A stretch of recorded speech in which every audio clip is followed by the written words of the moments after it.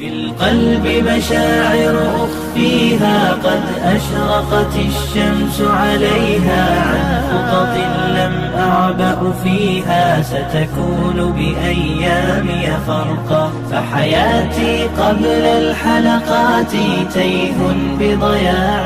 Assalamualaikum warahmatullahi wabarakatuh. Selamat datang di video ini bersama saya Fikri Firmansyah dari Fakultas Teknik jurusan Teknik Industri Universitas Esa Unggul. Pada kesempatan kali ini saya akan menceritakan tentang kisah Khalid bin Walid atau yang dijuluki dengan pedang Allah. Siapakah Khalid bin Walid? Khalid bin Walid ialah seorang pahlawan Islam, panglima para mujahid, dan pemimpin pasukan yang selalu dibantu Allah Subhanahu wa Ta'ala. Ia tak pernah terkalahkan baik di masa jahiliyah maupun setelah Islam. Ia memiliki ide-ide yang cemerlang, keperkasaan yang tiada tara, dan taktik yang jitu. Ia termasuk salah seorang juru tulis Rasulullah Shallallahu Alaihi Wasallam dengan gelarnya yaitu Abu Sulaiman. Ayahnya bergelar Abdus Syam. Ia salah seorang hakim di kalangan bangsa Arab pada masa jahiliyah. Ia juga salah seorang pemimpin terkemuka suku Quraisy. Kekayaan yang dimilikinya sangat banyak, sampai seluruh suku Quraisy mesti berkumpul untuk membungkus Ka'bah dengan kiswah, sementara ia cukup sendirian saja melakukannya. Ia termasuk orang yang mengharamkan khamar di masa jahiliyah. Ia sempat bertemu dengan masa Islam pada saat usia sangat lanjut, sampai ia meninggal 3 bulan setelah hijrah. Lalu ibunya bernama Asma, atau yang dikenal dengan Lubabah kecil, putri dari Al-Harits bin Hab al-Hilaliyah. Ia adalah saudari Lubabah besar, istri Abbas ibnu Abdul Muthalib. Keduanya merupakan saudari Maimunah binti Al-Harits, istri Nabi Sallallahu Alaihi Wasallam. Khalid bin Walid adalah seorang penunggang kuda yang tangguh dan pahlawan suku Quraisy. Ia terjun dalam perang Badar, perang Uhud, perang Khandaq di barisan kaum musyrikin. Kemudian ketika Allah Subhanahu wa Ta'ala menginginkan kebaikan untuknya, Allah Subhanahu wa Ta'ala memasukkan rasa cinta Islam ke dalam hatinya sehingga dia menjadi kaum muslim atau menjadi mualaf. Khalid bin Walid telah mengikuti berbagai peperangan, tak sejengkal pun bagian tubuhnya melainkan tercap syuhada atau bekas besetan pedang atau tusukan tombak. Ia pernah berkata, "Malam dikala aku dihadiahi seorang pengantin atau aku diberi kabar gembira dengan kelahiran anakku, tidaklah lebih aku sukai daripada malam yang sangat diinginkan dalam barisan pasukan kaum muhajirin. Di saat paginya aku akan berhadapan dengan musuh." Ketika Walid mengajaknya masuk Islam, Rasulullah Shallallahu Alaihi Wasallam masuk ke kota Mekah dalam rangkaian umrah qada. Ikut bersama Rasulullah Al-Walid bin Walid, saudara dari Khalid bin Walid yang telah lebih dahulu masuk Islam daripada Khalid itu sendiri. Walid mencari saudaranya yaitu Khalid, tapi tidak menemukannya. Ia pun menulis sepucuk surat kepada saudaranya. Bismillahirrahmanirrahim. Amma ba'd. Sesungguhnya aku tak menemukan sesuatu yang lebih mengherankan daripada jauhnya pikiranmu dari Islam. Engkau seorang yang cerdas, tak seorang pun yang tidak mengenal agama seperti Islam. Aku pernah ditanya satu kali oleh Rasulullah Shallallahu Alaihi Wasallam tentang dirimu. Beliau bertanya, "Mana Khalid?" Aku menjawab, "Semoga Allah memberinya hidayah." Beliau bersabda lagi, "Orang seperti Khalid tidak mengenal Islam. Andaikan ia gunakan kehebatan dan ketangguhan yang selama ini ia gunakan untuk yang lain bersama kaum muslimin, tentu akan lebih baik baginya." Bergegaslah wahai saudaraku untuk menyambut peluang-peluang kebaikan yang sempat luput darimu. Lalu Khalid bin Walid pun menerima surat tersebut dari yang ditulis oleh saudaranya. Surat itu dibacanya dengan sesama. Ia sangat gembira mengetahui bahwa Rasulullah Shallallahu Alaihi Wasallam pernah bertanya tentang dirinya. Hal itu semakin mendorongnya untuk masuk Islam. Akhirnya Khalid mengajarkan jiwa dan nuraninya pada agama baru yang setiap hari benderanya semakin naik dan berkibar. Cahaya keyakinan pun mulai berkilau di hatinya yang suci. Ia berkata dalam hatinya, "Demi Allah, sungguh jalan inilah yang kurus. Sesungguhnya dia Muhammad memang benar-benar seorang Rasulullah. Sampai kapan? Demi Allah, aku harus segera menemuinya untuk mengutarakan keislamanmu." Pada malam itu, Khalid bermimpi seperti berada di sebuah daerah sempit dan gersang. Tak ada tanaman dan tak ada air. Kemudian ia pergi menuju daerah yang hijau dan luas. Setelah bangun, Khalid berkata dalam hati, "Sungguh ini sebuah mimpi yang baik." Khalid keluar dari rumahnya. Ia sudah bertekad untuk menemui Rasulullah Shallallahu Alaihi Wasallam. Mimpi yang ia alami semalam terus melekat dalam pikirannya dan seolah-olah berada di depan kedua matanya.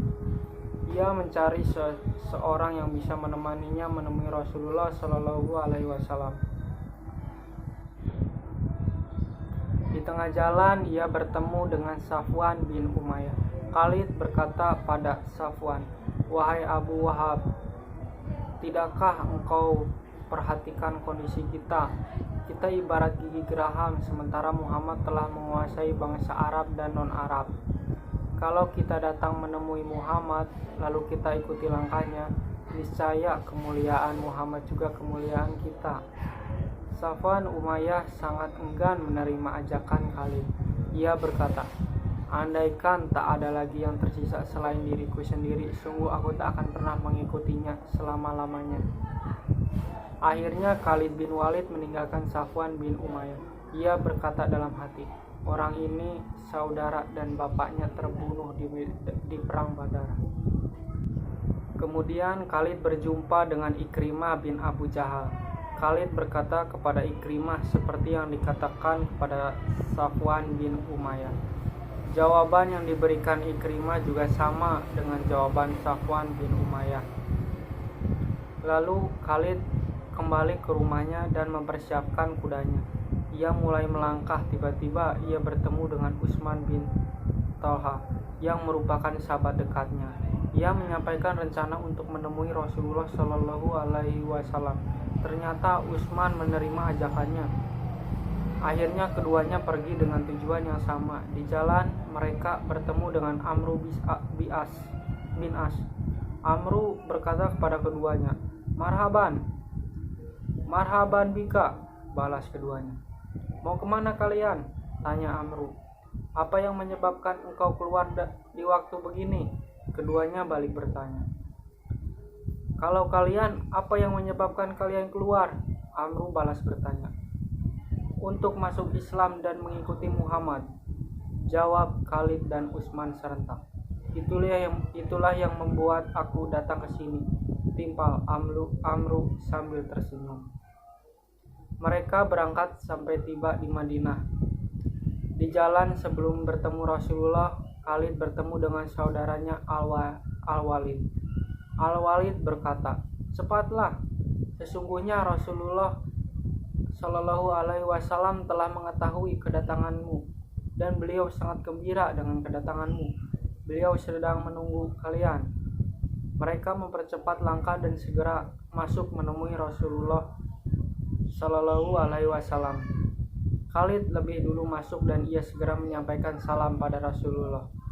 Rasulullah membalas salamnya dengan wajah berseri. Khalid mengucapkan, "Sesungguhnya aku bersaksi bahwa tiada Tuhan selain Allah dan bahwa engkau adalah utusan Allah."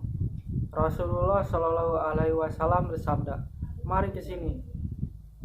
Ketika Khalid bin Walid sudah mendekat, Rasulullah Shallallahu Alaihi Wasallam bersabda, "Segala puji bagi Allah yang telah menunjukimu. Aku memang sudah melihat kecerdasan dalam dirimu, dan aku berharap semoga kecerdasan itu membawamu pada kebaikan." Setelah membayat Rasulullah Shallallahu Alaihi Wasallam, Khalid berkata, "Wahai Rasulullah, aku telah banyak berada pada posisi yang menentang kebenaran, maka berdoalah kepada Allah untuk mengampuniku." Rasulullah Shallallahu Alaihi Wasallam bersabda, "Islam akan menghapus segala dosa yang telah berlalu." Khalid melanjutkan, "Wahai Rasulullah, doakanlah aku." Rasulullah Shallallahu Alaihi Wasallam bersabda, "Ya Allah, ampunkanlah Khalid atas segala perbuatannya dan menghalangi manusia dari jalanmu." Kemudian Utsman bin Talhah dan Amru ibnu As pun maju dan membayat Rasulullah Shallallahu Alaihi Wasallam. Sejak hari itu, Rasulullah Shallallahu Alaihi Wasallam tak pernah memberi sesuatu pun kepada para sahabatnya lebih banyak dari yang diberikan kepada Khalid bin Walid. Rasulullah Shallallahu Alaihi Wasallam pernah berpesan kepada sahabat-sahabat yang lain, "Jangan sakiti Khalid, karena sesungguhnya ia adalah pedang di antara pedang-pedang Allah yang Dia hunuskan pada orang-orang kafir." Abu Bakar As-Siddiq menafsirkan mimpi Khalid. Suatu kali Khalid bin Walid berjumpa dengan Abu Bakar As-Siddiq. Ia berkata dalam hati, "Aku akan sampaikan mimpi yang pernah kualami kepada Abu Bakar." Setelah Khalid menceritakan kepada Abu Bakar mimpi yang ia alami, Abu Bakar berkata, "Sesungguhnya daerah hijau yang luas itu adalah jalan keluar yang menjadi tempat Allah menunjukimu pada Islam, dan sesungguhnya daerah yang sempit itu adalah masa yang engkau lalui dalam kemusyrikan." Khalid bin Walid telah masuk Islam. Ia membelakangi Tuhan-Tuhan nenek moyangnya dan seluruh bentuk pujaan kaumnya. Bersama Rasulullah Shallallahu Alaihi Wasallam dan kaum muslimin lainnya, ia menyongsong dunia baru. Allah Subhanahu wa Ta'ala telah mentakdirkan berada di bawah panji Rasulullah dan kalimat tauhid. Pada saat pembebasan Mekah, Rasulullah Shallallahu Alaihi Wasallam memerintahkannya untuk masuk ke Mekah dari arah atas. Khalid dan orang-orang bersamanya masuk ke Mekah dari tempat yang diperintahkan oleh Rasulullah Shallallahu Alaihi Wasallam.